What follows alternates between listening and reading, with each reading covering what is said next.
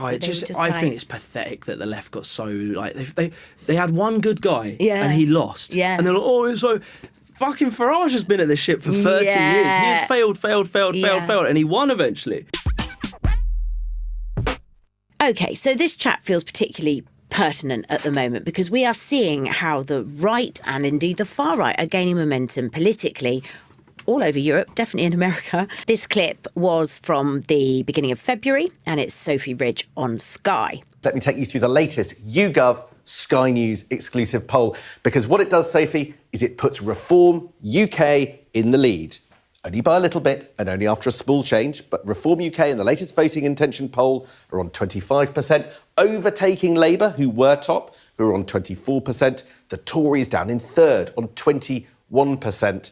Liberal Democrats on 14 and Green on 9. If you had to bet, right, time of record, obviously we're years away from an election.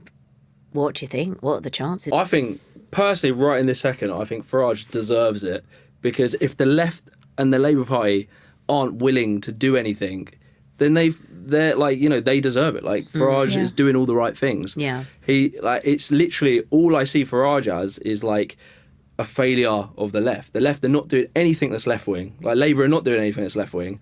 They're not trying to like tax the rich more. They're not trying to like mass build. They're not trying to actually like level the playing fields, put more funding into like benefit system, unemployment benefits, disability benefit. They're not trying to pump the state. They're not trying to do mass investments.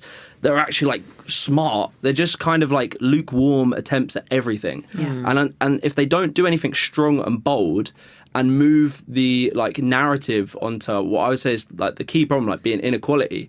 If he doesn't do anything like that, it's just like the idea of like economic growth. That's all they talk about, and it's like we've talked about that forever, and it's not worked. Like it hasn't worked. It hasn't. This trickle down thing doesn't work. GDP is such a load of bollocks. Yes. Yeah. GDP is like, you can have moments in time or periods in history where GDP is through the friggin' roof and the stock market is absolutely flying, and people don't feel it. No. So it doesn't matter. GDP is not a reflection of how most people feel, which is bollocks. I know. The Reform vote is the fuck you vote. It's like the establishment has failed everyone. My whole generation have been literally robbed of the opportunity to have like the basics of life. Yeah.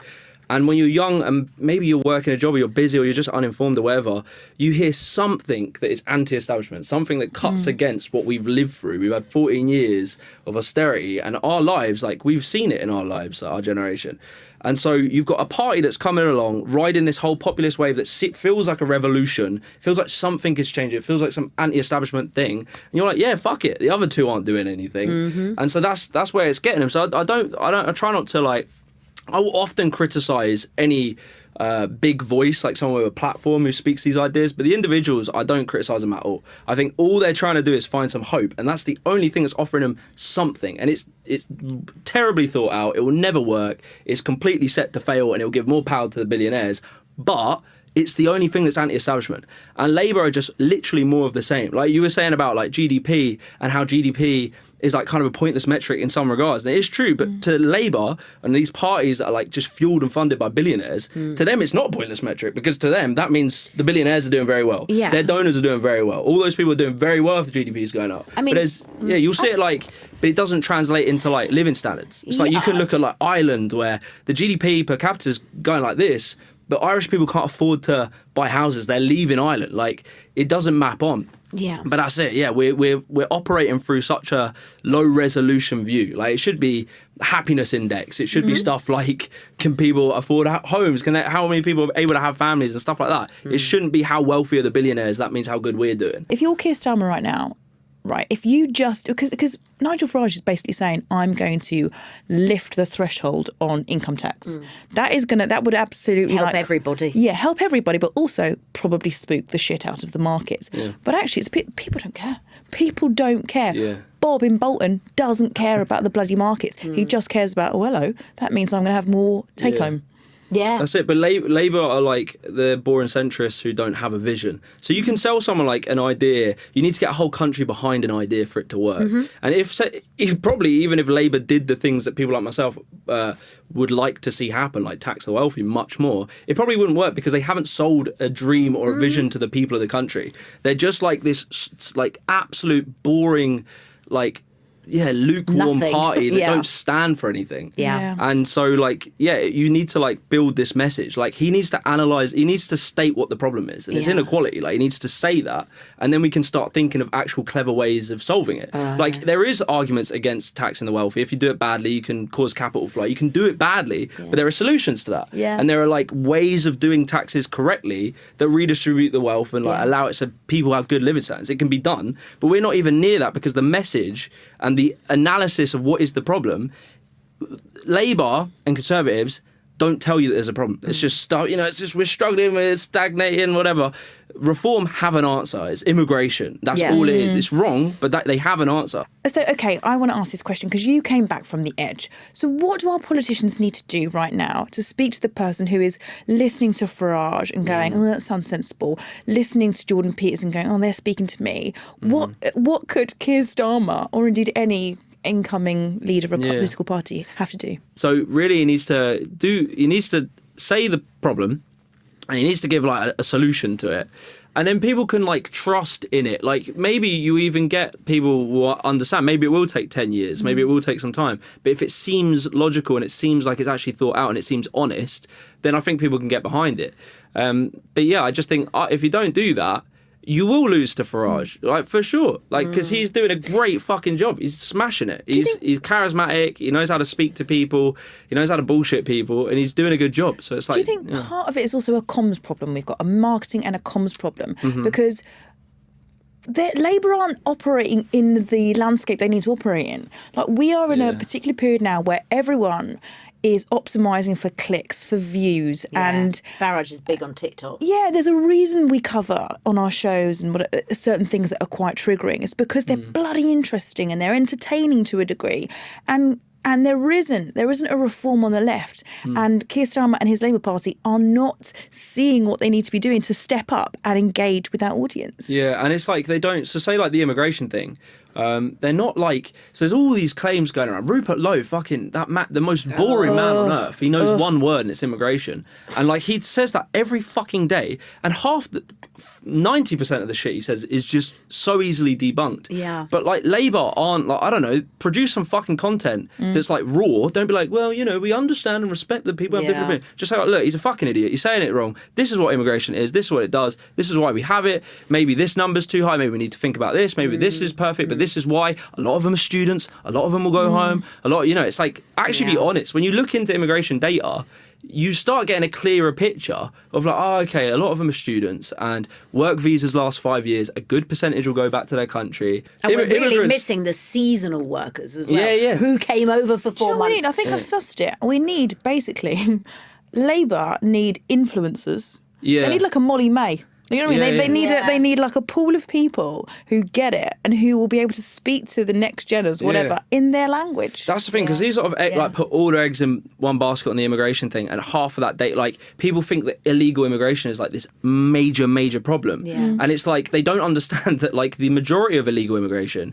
is, I think it's like 80+%. I might need to be fact checked on that, but it's like 80+% are people who overstay work visas. So they might bang out some massive number. They're like, oh, illegal immigrants, and they all think they're all coming on boats, blah, blah. But the majority are just people who have come on a work visa. They've tied their whole lives to this country. They've met someone. They've got a job here. Maybe they have no connections back home anymore, or it's tough or whatever. And then they've gone, oh shit, my work visa's run out. That's going to cost me a few thousand to renew. And I've got to pay for the lawyers. And they're just looking at like, fuck. I'm tied to this job. If I go back, it'll wreck my life. People don't understand that is the majority of illegal immigration, is people overstaying work visas. And it's stuff like that where if you just know about it, then you go, oh, okay, maybe the boats problem is a problem, but maybe it's not, we're being invaded by hordes of young men. And it's like all that stuff. Like, yeah, you just need someone to communicate. And that's what I try and do on my channel, is to talk about it as best as I can. But these people have all the data. Labour Party have all the data. They could do a million times better job than me. And they could pay someone to do it better. Well, the last politician that inspired young people, it was Jeremy Corbyn. And then I think the disappointment, I remember a few youngsters at my actual work crying on the night of the election. I was at work that night. And they were really devastated, and it was the first time they'd ever felt anything political. I think it's pathetic that the left got so like they had one good guy Yeah. and he lost. Yeah. And they're like, oh, it's so fucking Farage has been at this shit for 30 years. He has failed, and he won eventually. We had one guy who said the right thing. Yeah. And we were all like, oh, this. And will also, be, he's this is still only an Jesus. MP. Yeah, exactly. And this is the thing. There are 5 bellends in that party, and actually, the power of Farage is immense. Like if he, God forbid, decided to give up politics tomorrow, or went to go and I don't know, cozy up to Trump or whatever. I don't think they do very well at all. Yeah. When Tice was leader, they weren't making as much of a mark. So the left do need to They should have seen it. cheer the fuck up Yeah. and find, I don't know, some interesting voices. We do need a left populist. We have such a strong opportunity. Like we have. Everything is actually perfect if the right things happen. Like we really do have like materially a situation where people can see the results of austerity.